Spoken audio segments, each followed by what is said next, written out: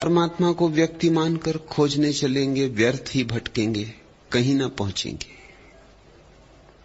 परमात्मा तो अज्ञात का नाम है, अज्ञात का ही नहीं वरन अज्ञेय का।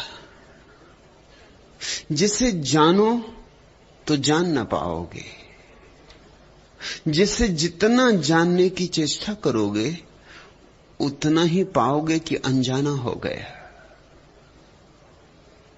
लेकिन फिर भी एक और द्वार से परमात्मा में प्रवेश होता है, उस द्वार का नाम ही प्रेम है। जानने से नहीं जाना जाता, लेकिन प्रीति से जाना जाता है, प्रेम से जाना जाता है।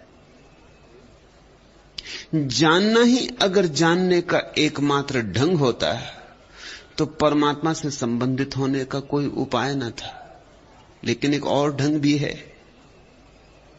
बुद्धि ही नहीं है तुम्हारे भीतर सब कुछ, हृदय का भी स्मरण करो। सोच विचार ही सब कुछ नहीं है तुम्हारे भीतर। भाव की आर्द्रता को भी थोड़ा अनुभव करो।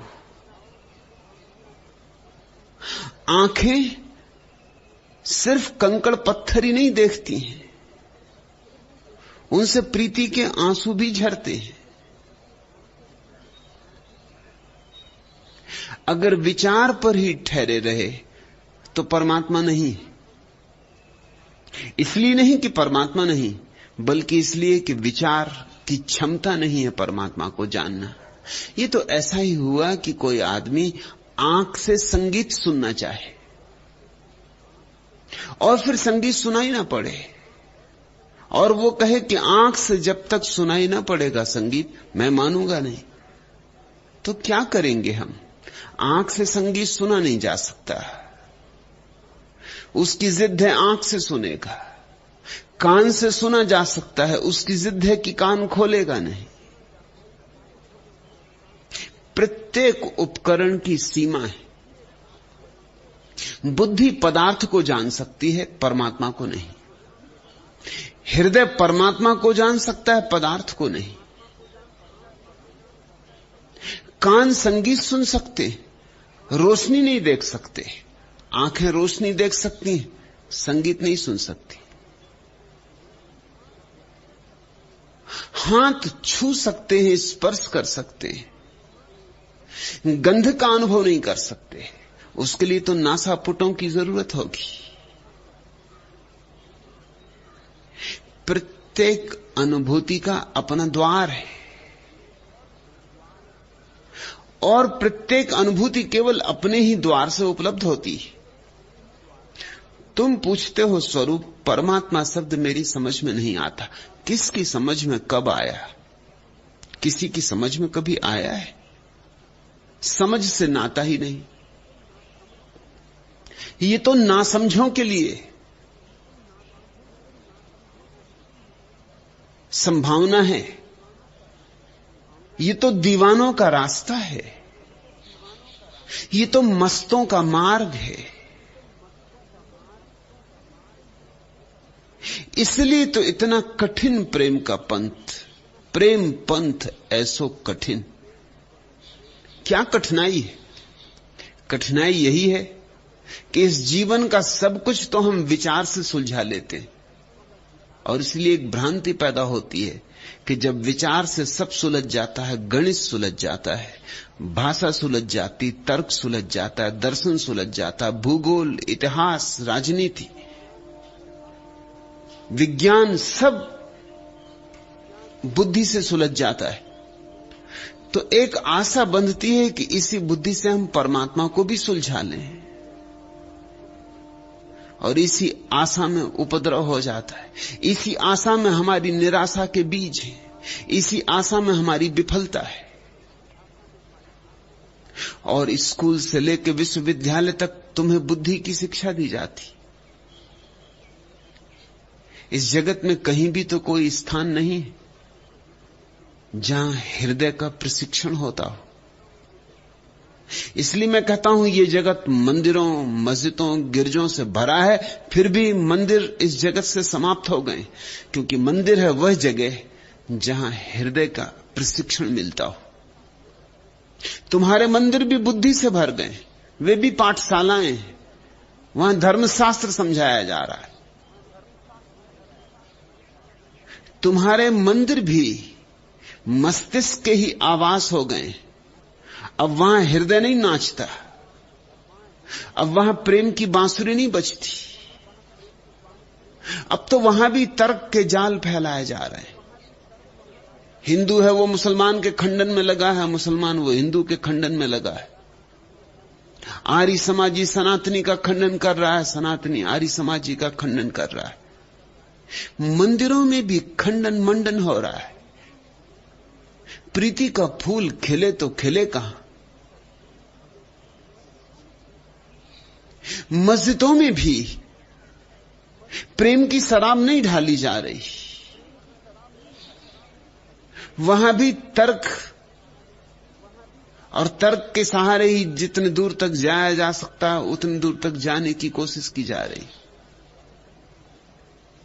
तर्क तो ऐसा है जैसे अंधे के हाथ में लकड़ी, थोड़ा टटोल लेता है, और अंधे के हाथ में लकड़ी थोड़े काम भी आती है।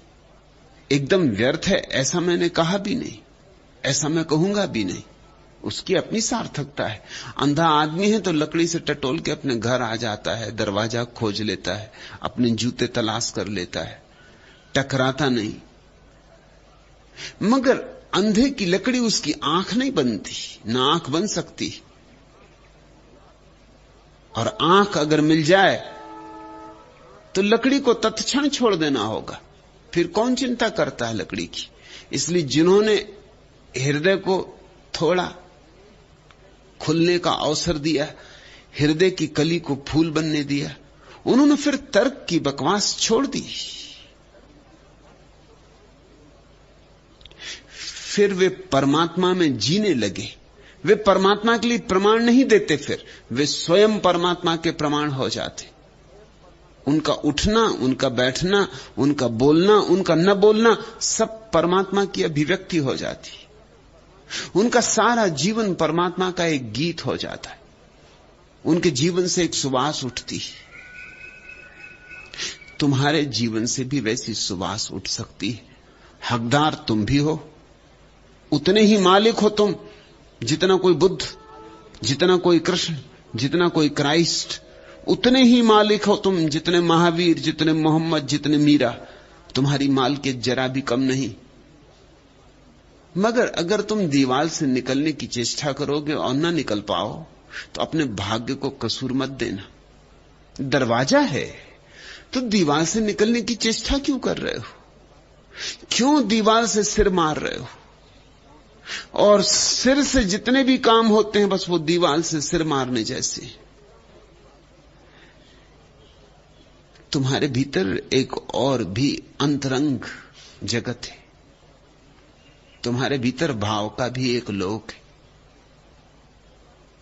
बहुत कोमल, बहुत नाजुक। और चूंकि कोमल है, नाजुक है, इसलिए बहुत छिपा के रखा गया है। जितनी बहुमूल्य चीज होती है उतना ही तो गहरा हम खोद के जमीन में उसे गड़ा देते कि चोरी ना हो जाए। बुद्धि तो ऊपर ऊपर है क्योंकि कचरा है। हृदय बहुत गहरे में है क्योंकि वही तुम्हारी संपदा है, वहीं तुम्हारी समाधि छिपी और वहीं तुम्हारे समाधान है।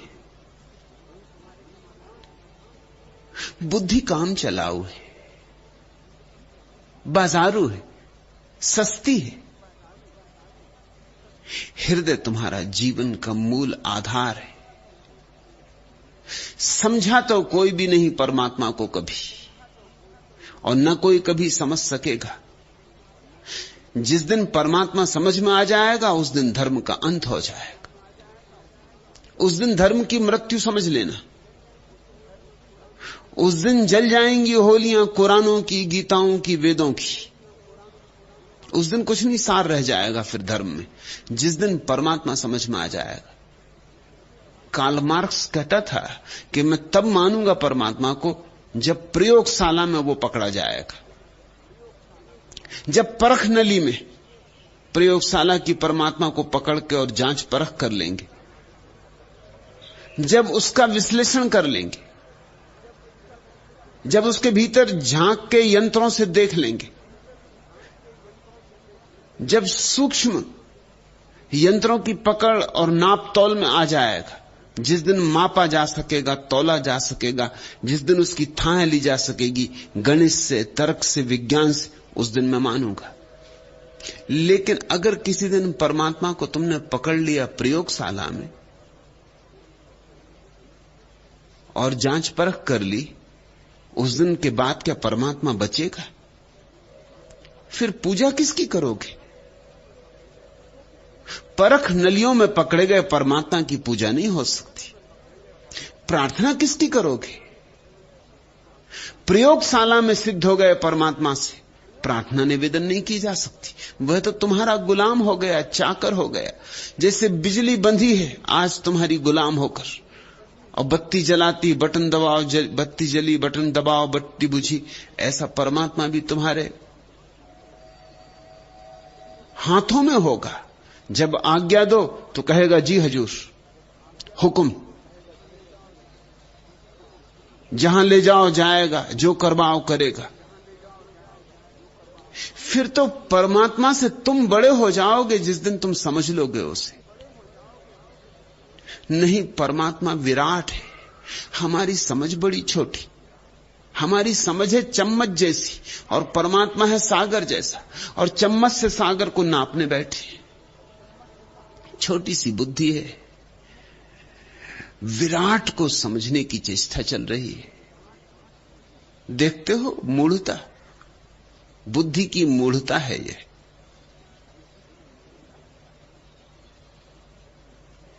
इतने छोटे से चम्मच से इतना बड़ा सागर तुम न नाप सकोगे, कोई नहीं नाप सका।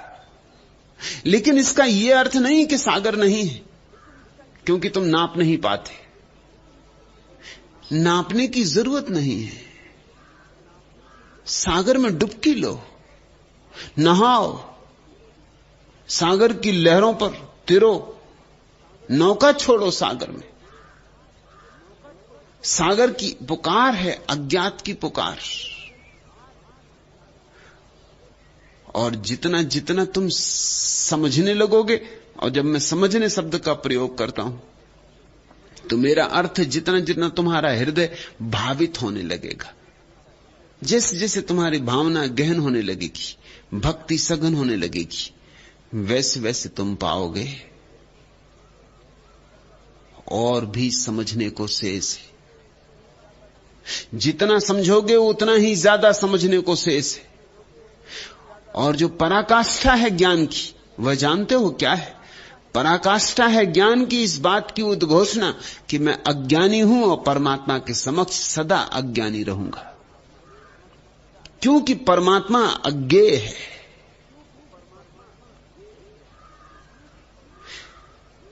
इसलिए समझ तो तुम ना पाओगे, लेकिन जी सकते हो। मैं तुम्हें परमात्मा को जीने का रास्ता बता रहा हूं, समझने का रास्ता नहीं। मैं कोई पंडित नहीं हूं, कोई उपदेशक नहीं हूं, कोई दार्शनिक नहीं हूं। शास्त्रों से मुझे कुछ लेना देना नहीं है, शास्त्रों का मुझे कुछ ज्यादा पता भी नहीं है। जो मैं तुमसे कह रहा हूं वो निज की भावना का निवेदन कर रहा हूं। बुद्धि से मैंने भी परमात्मा को पाना चाहा था, नहीं पा सका। बहुत बुद्धि लगाई, जितनी बुद्धि लगाई उतना मैं नास्तिक होता गया। फिर एक दिन ये व्यर्थता दिखाई पड़ी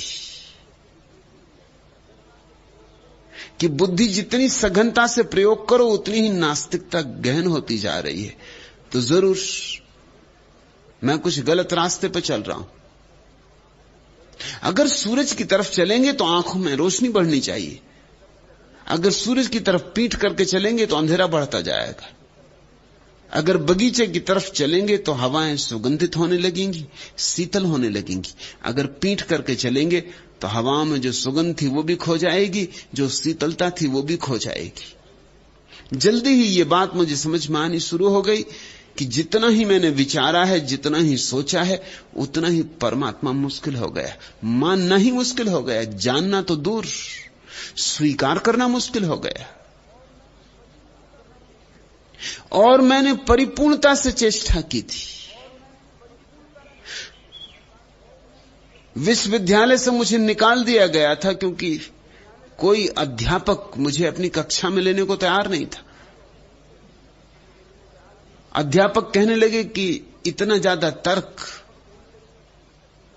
इतना ज्यादा विवाद कि पढ़ना लिखना तो कुछ हो ही नहीं पाता, हर चीज पर विवाद है। और उनकी भी तकलीफ मैं समझता हूं।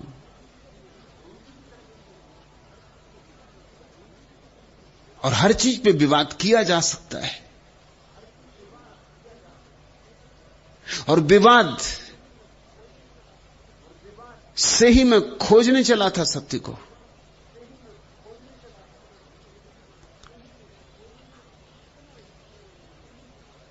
जितना जितना मैंने विचार और तर्क से सोचना चाहा, उतना ही पाया कि कोई उपाय नहीं। एक नकारात्मकता गहन होती चली गई। लोग मुझसे बात नहीं करते थे, लोग रास्ता काट जाते थे, क्योंकि मुझसे बात करने का अर्थ था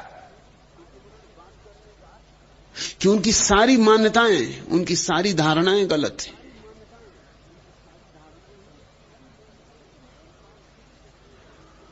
लेकिन एक बात मुझे जल्दी ही समझ में आने लगी कि ईश्वर हो या ना हो, लेकिन ईश्वर को इंकार करके मैं अपने जीवन को पंगु किए ले रहा हूं। मेरा जीवन संकुचित होता जा रहा है। नकार से कोई जी नहीं सकता, इंकार में कैसे जियोगे?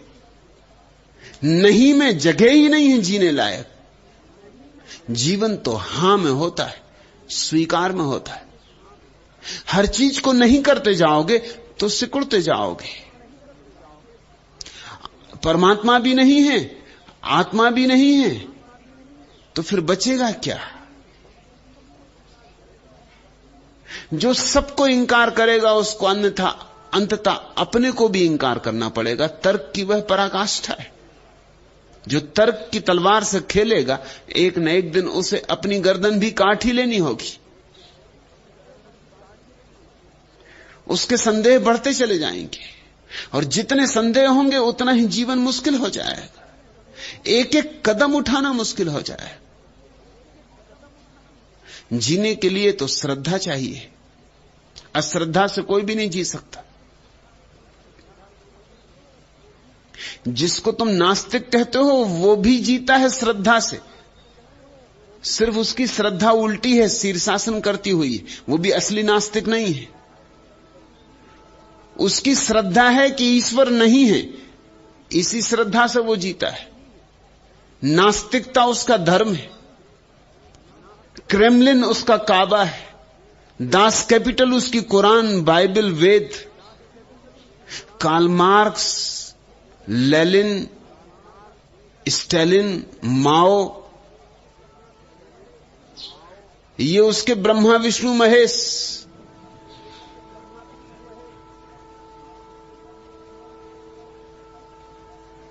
नास्तिकता नहीं है उसकी।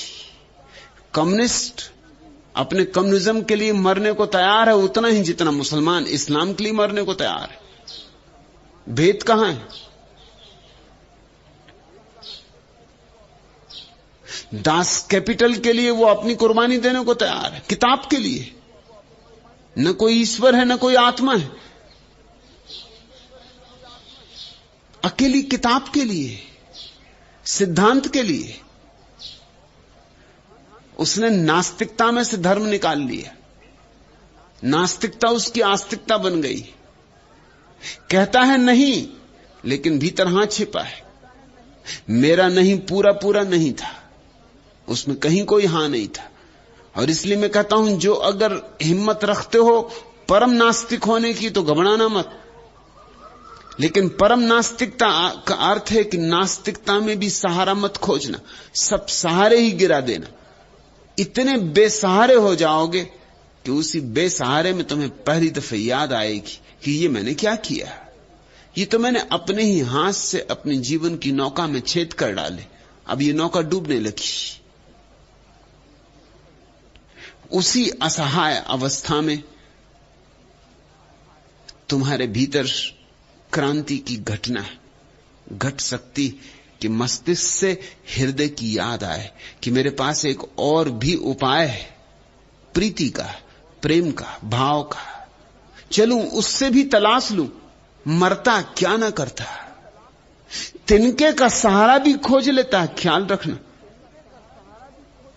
तो जब तुम्हारी बुद्धि बिल्कुल असफल हो जाए और तुम्हें गहन अमावस में डाल जाए और सब तरफ गहन अंधकार हो कि एक रात में तारा भी ना चमके, सुबह की तो बात ही नहीं, सूरज तो है ही नहीं, तो उगेगा कैसे, प्रभात तो होने वाली नहीं है। जब ऐसी गहन अंधेरी रात हो, तारा भी ना चमकता हो, सूरज का भी भरोसा ना हो, रोशनी होती है ये भी श्रद्धा ना रह गई हो, उस गहन अंधेरी रात में तिनके का सहारा शुरू होगा। उस गहन अंधेरी रात में तुम्हें यह दिखाई पड़ेगा कि एक अंग मेरा अनजिया रहा है। विचार तो मैंने खूब किया, भाव मैंने बिल्कुल नहीं किया, तो थोड़ा भाव भी करके देख लूं।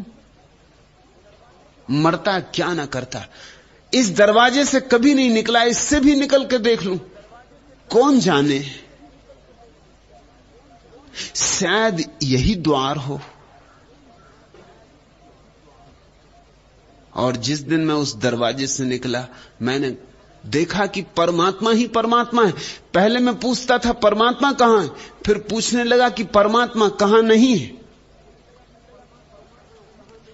स्वरूप तुम पूछते हो परमात्मा यानी क्या? परमात्मा यानी हृदय, परमात्मा यानी भाव, परमात्मा यानी प्रीति। तुमको समझ न पाया, प्यासा अंतर जग के विस्तृत, मरु में भटक भटक कर हारा। तुम्हें समझने के प्रयत्न में बिता दिया निज जीवन सारा, पर तुम बने रहे जीवन भर मृग तृष्णा की छाया। तुमको समझ न पाया, तुम हो मन के मीत, कहा व्याकुल विवल मानस ने मेरे। तुम्हें प्राप्त करने के हित पूजे मानव पत्थर बहुतेरे। तुमने किस पर्दे के पीछे निज संसार बसाया, तुमको समझ न पाया। या तो तुम मुझ में अपने में भेदभाव आभास मिटा दो, या मेरे मन का अपने प्रति तुम समूल विश्वास मिटा दो। मैं जीवन भर जग की भूल भुलैया में भरमाया, तुमको समझ न पाया।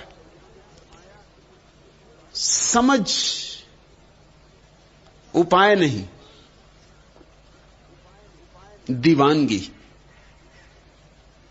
कहो ना समझी, ज्ञान मार्ग नहीं, कहो अज्ञान, निर्दोष भाव, छोटे बच्चे की भांति।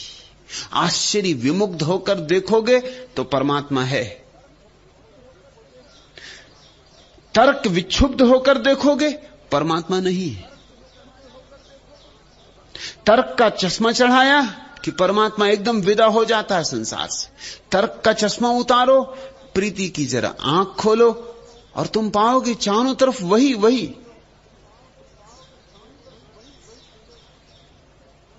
रविन्द्रनाथ ने गीतांजलि लिखी, उस अद्भुत गीत संग्रह पर उन्हें नोबेल प्राइज मिली।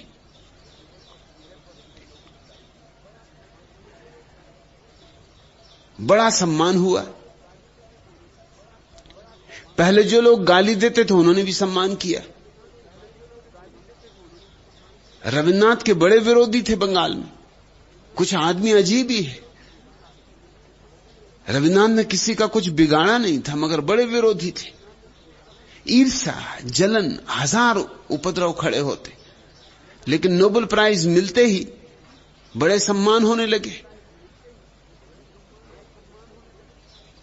जगह जगह समारोह, आयोजन, फूलमालाएं। लेकिन एक आदमी रविन्द्रनाथ के पड़ोस में रहता था, एक बूढ़ा आदमी, उसने नहीं किया सम्मान। वो तो एक दिन आया, उससे रविन्द्रनाथ थोड़े डरते भी थे। उसकी आंखों में कुछ ऐसा था, वैसे दिखता था जैसे कि आंख कटार हो कि भीतर तक भेज जाए। उस आदमी में कुछ बात थी। उसने आके फिर रविन्द्रनाथ की आंखों में देखा होगा, कुछ नहीं, सब बकवास। तुमने ईश्वर देखा है? चले ईश्वर की बात करने। मिल गई नोबेल प्राइज, क्योंकि गीतांजलि तो ईश्वर के गीत हैं, बड़े प्यारे गीत हैं। तुमने देखा है ईश्वर? रविन्द्रनाथ ऐसे व्यक्ति भी ना थे कि झूठ बोले, इसलिए ये भी नहीं कह सकते थे देखा है। और उस आदमी की आंखों को धोखा देना था भी मुश्किल। वो ये कह के चला गया कि पहले देखो फिर लिखना ये गीत, जब देखोगे तब मैं स्वीकार करूंगा। गीत मीत लिखने से कुछ भी नहीं होता, ये तो कोई भी लिख लेता है। हां, तुम अच्छे कवि हो मगर अभी ऋषि नहीं हो, भूल मत जाना। ये सम्मान समारोह, ये फूल मालाएं, ये जगह जगह आदर सत्कार, भूल मत जाना। याद दिलाने आता रहूंगा। और वो याद दिलाने आता था। वो याद कोई अच्छी नहीं दिलाता था, रविन्द्रनाथ को बुरा लगता था। रास्ते पे मिल जाता तो बीच हाथ पकड़ के बीच रास्ते पे याद दिला देता था, भूल मत जाना। फूल मालाओं में बहुत भूल गए, देख के ही रहना, देखो तब मानूंगा।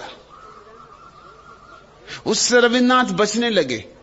कहीं जाना होता तो दूसरे रास्ते से जाते ताकि उसका घर ना पड़े। वो आता घर तो इंकार करवा देते कि घर पे नहीं। फिर एक दिन सुबह एक घटना घटी। रात वर्षा हुई थी और जगह जगह रास्ते के किनारे पानी के डबरे भर गए थे। और सुबह सुबह रविन्द्रनाथ सागर की तरफ घूमने गए। सागर में सूरज को उगते देखा। बड़ा सुंदर प्रभात था। सुबह का सन्नाटा, सागर की नमकीन हवा, रात भर की नींद की ताजगी, पक्षियों का उड़ना, सूरज का उगना। एक क्षण को रविन्द्रनाथ स्तब्ध बंधे रह गए। उस घड़ी में विचार सरक गए, बुद्धि सरक गई। उस घड़ी में हृदय से कुछ नाता बना। उस घड़ी में सूरज ने जैसे हृदय को छू लिया, जैसे सूरज की किरणों ने हृदय के साथ छेड़खान कर दी। थोड़ा रंग भीतर छिटक गया। आनंद मग्न लौटते थे कि वही सूरज रास्ते के किनारे भरे डबरों में भी दिखाई पड़ा। और जब जब जहां जहां डबरों में सूरज दिखाई पड़ा, फिर वही भनक, फिर वही मस्ती आ गई, बार बार आती रही। और तभी अचानक वो आदमी रास्ते पे मिल गया। आज उस आदमी को देखकर मन में कोई विरोध नहीं उठा, तिरस्कार नहीं उठा, बचने का भाव नहीं उठा। खुद पर भरोसा ना आया, भाव उठा उसे आलिंगन में लगा लेने का। और जाके उस आदमी को गले लगा लिया। और उस बूढ़े ने मुस्कुराया, रविन्द्रनाथ की आंखों में देखा और कहा कि अब मुझे स्वीकार है, आज कुछ हुआ। आज तुम्हारे भाव आंदोलित हुए, आज तुम्हारी हृदय तंत्री बची। स्वागत, धन्यवाद।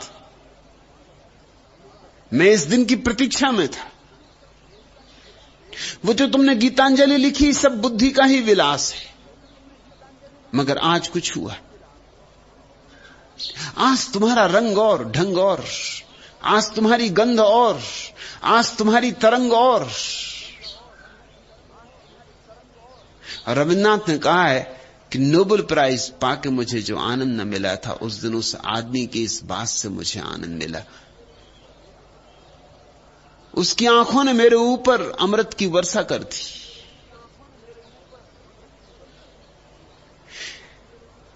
बुद्धि से ही जियोगे तो प्रश्न उठता रहेगा, परमात्मा यानी क्या?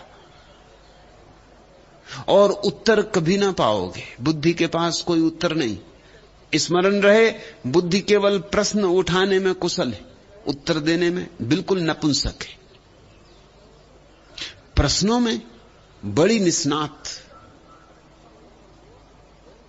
और अगर किसी प्रश्न का उत्तर दो तो उस उत्तर में से भी 10 प्रश्न निकाल लेने में कुशल है।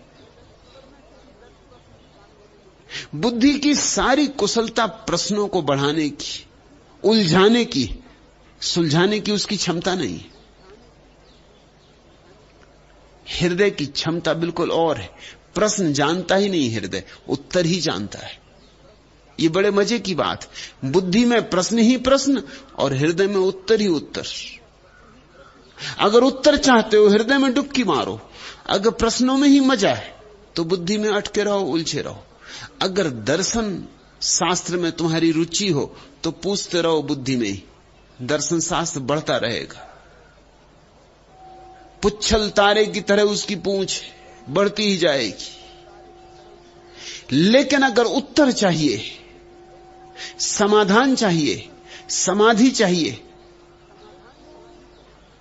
तो बुद्धि से थोड़े हटो, थोड़ी छलांग लो, भाव के जगत में प्रवेश करो। नाचो, गाओ, गुनगुनाओ। इतना प्यारा जगत है, इसके साथ थोड़ा तारतम्य बनाओ। इतना अपूर्व सौंदर्य बरस रहा है चारों तरफ, इस सौंदर्य में नहाओ। चांतारों से गुफ्तगू करो, शास्त्रों में मत तलाशो। वहां क्या मिलेगा? कागज हैं, स्याही के धब्बे हैं कागजों पर। आकाश ज्योतिर्मय तारों से भरा है, तुम अपनी किताबों में खोजने में लगे हो। परमात्मा जगह जगह सघन होकर मौजूद है, वृक्ष में वृक्ष होकर, चट्टान में चट्टान होकर, मनुष्य में मनुष्य होकर। ये सब उसके ही रूप हैं, मगर बुद्धि नहीं इनको पहचान पाएगी। चलो थोड़ा प्रीति में खोजें, चलो थोड़ा दूसरा द्वार टटोलें। यही भेद है दर्शन शास्त्र और धर्म का। दर्शन शास्त्र बुद्धि का ऊहापोह है और धर्म हृदय में डुबकी। मिलेगा, मन का मीत जरूर मिलेगा, तुम्हारे भीतर छिपा है, मिलेगा क्यों नहीं? चूकते हो, यही चमत्कार है। चूकते कैसे हो? जिस दिन जानोगे उस दिन भरोसा भी ना आएगा कि कैसे इतने दिन चूका, कैसे।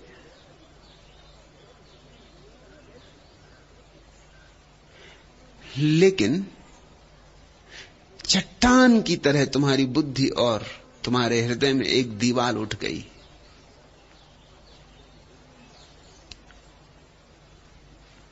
मैं तुमसे कहूंगा शास्त्र की जगह संगीत, ताकि चट्टान टूटे। गद्य की जगह पद्य, ताकि चट्टान टूटे।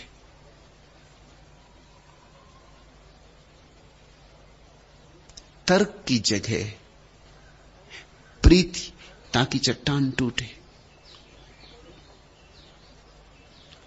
होशियारी छोड़ो, परमात्मा के सामने होशियार होकर जाना चाहते हो? होशियारी पर्दा है। नादान बनो, नादान बनने का अपना मजा है। उसके पास ऐसे चलो जैसे छोटा सा बच्चा अपनी मां को पुकार उठता है, ऐसे उसे पुकारो। और अगर तुम्हारी पुकार में तुम्हारी प्यास होगी, और तुम्हारी पुकार में तुम्हारे आंसू होंगे, और तुम्हारी पुकार में तुम्हारी अभीप्सा होगी, तो तत्क्षण पुकार पूरी होती।